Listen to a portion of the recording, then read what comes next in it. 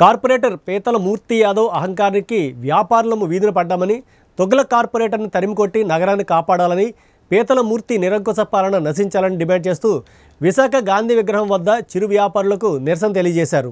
నిరసన తెలుపుతున్న చిరు వ్యాపారస్తులతో మా విశాఖ ప్రతినిధి ఉషారాణి ఫేస్ టు ఫేస్. ప్రస్తుతం మనం గాంధీ విగ్రహం దగ్గర ఉన్నాము. ఇక్కడ కొంతమంది చిరు వ్యాపారులు మూర్తి యాదవ్ గారు వాళ్ళ బండులను అడ్డుకున్నారని చెప్పి చాలా రోధిస్తున్నారు. వాళ్ళని అడిగి వాళ్ళ సమస్య ఏంటో తెలుసుకున్నాం. చెప్పండి, మూర్తి యాదవ్ గారు మీకు ఏం అన్యాయం చేశారు? మేము గత 45 సంవత్సరాల నుంచి అదే ఏరియాలో వ్యాపారం చేసుకుంటాం.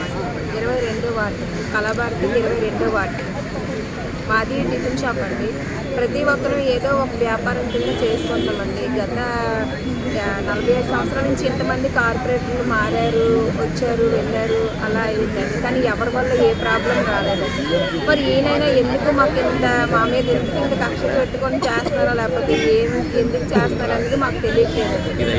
అలానే ఆయన దగ్గరికి కూడా వెళ్ళి మేము బతులాడామండి. సార్ మరి ఇలా ఉందండి, ఏంటండి మాకు మా బతులంతా రోడ్డు మీద పడిపోయి ఇలాగా ఎందుకు జరిగిందని సగం అడిగితే, అమ్మ మాకైతే సంబంధం లేదమ్మా, పైనుంచి వచ్చే ఆర్డర్లు మీ షాపుల వల్ల ఒక 3 సంవత్సరాల క్రిందట వేరే వాళ్ళు కంప్లైంట్ ఇచ్చారమ్మా, ఒక 5గురు ఇచ్చారు. ఆ 5గురు కంప్లైంట్ తీసుకొని మేము ఇలాగా చేస్తాం. మీకు ఇలా అవ్వనందుకు కారణం కూడా నేను కాదమ్మా, దయచేసి నన్ను ఎవరు ఏమనద్దు, నా వల్ల అయితే ఏం కాలేదు, అది పైనుంచి వచ్చిన ఆర్డర్ ప్రకారంగా మేము చేసాము అని అర్ధరాత్రి 2 గంటలప్పుడండి, తెల్లవారుజామున 2 టైంలోని బళ్ళు మళ్ళీ అన్ని సామాన్లన్నీ బట్టలో ఉంటుండగా బద్దలు కొట్టేశారు సార్. బళ్ళన్నీ బద్దలు కొట్టేసి. మీరు చెప్పండి, ప్రధానంగా మీరు ఓట్లు వేసి గెలిపించాలి, ఎంత ఇష్టపడుతున్నారు కార్పొరేటర్ మీకు ఇలా చేస్తుంటే మీకు ఏమనిపిస్తుంది? నాకు చాలా బాధ అనిపిస్తుందమ్మా. ఆ రోజు కార్తీక పౌర్ణమికి మేము ఊరు వెళ్ళిపోయాం. మొత్తం మా సామాన్లన్నీ వాటర్ డిపార్ట్మెంట్ సామాన్లన్నీ ఆ బలలో పెట్టేసాం. బలలో పెట్టేసి మేము వచ్చేసరికి తెల్లవారు అయిపోయింది. మేము వచ్చేసరికి ఒక వస్తువు లేదు, బండి లేదు, చింద్రబంద్రం చేస్తారు.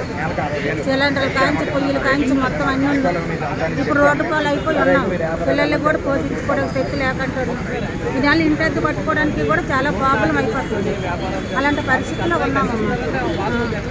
మీరు ఎన్నేళ్ళ నుంచి అక్కడ గోపుల బండి పెట్టుకుంటూ ఉంటున్నారు? అసలు మీరు ప్రధానంగా ఏం డిమాండ్ చేస్తున్నారు? పెట్టుకోవాలండి. ఏంటంటే ఇప్పుడు ఆశీలు ఉన్నాయి కదండి, 20 రూపాయలకి 40 రూపాయలు కట్టమన్నారు. జీవీఎస్ వాళ్ళు కట్టాలి, అలాంటి తెచ్చి మరి పేతల మూర్తి గారు కట్టమని అడుగుతున్నారు. ఇది అన్యాయం కదండి. అయితే మేము కట్టలేదని చెప్పేసి మా బొల్లు తీయించారు. మరి కుట్రతోనే ఇది కక్షగా పట్టి మరి చేస్తున్నారండి. మాకైతే న్యాయం కావాలని కోరుకుంటున్నాం. ఇప్పుడు ఆశీలు 20 రూపాయలు అన్నారు కదా, 40 రూపాయలు ఎవరికి కట్టమన్నారు? జీవీఎంసీ గారికి. ఆయనకి కట్టాలా? ఆయనకి కట్టాలి. మరి రిసీట్ ఎవరు ఇస్తారు? రిసీట్ ఆశీలు అతను ఇస్తాడట. 20 రూపాయలు ఇస్తాడు పేరుకి, 40 రూపాయలు కావాలంట. మీరు సుమారుగా ఎన్ని సంవత్సరాల తర్వాత నిన్న వెళ్ళానండి. నిన్న టీ తాగుతుంటే వెళ్తాను. బాబు మీరు దేవుడు, నేను దేవుని కాదు, నేను రాక్షసిని, నేను రాక్షసిగా ప్రవర్తిస్తానంటూ మరి ఆడవాళ్ళకు కూడా చూడకుండా చాలా విమర్శించి మూర్తి మట్టికి చాలా ఉత్తరంగా మాట్లాడారు. ఎప్పుడు? నిన్న ఉదయం 9 గంటలకి. మీరు చెప్పండి,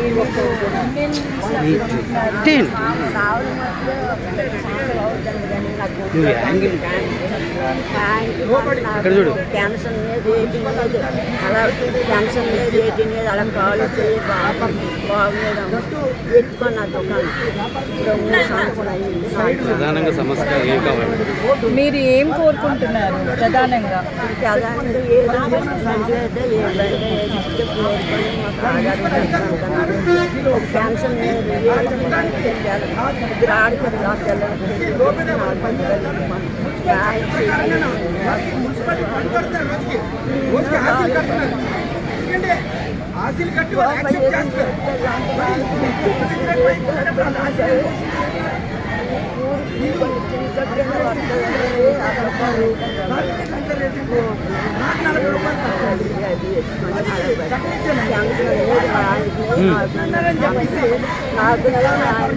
లేదు,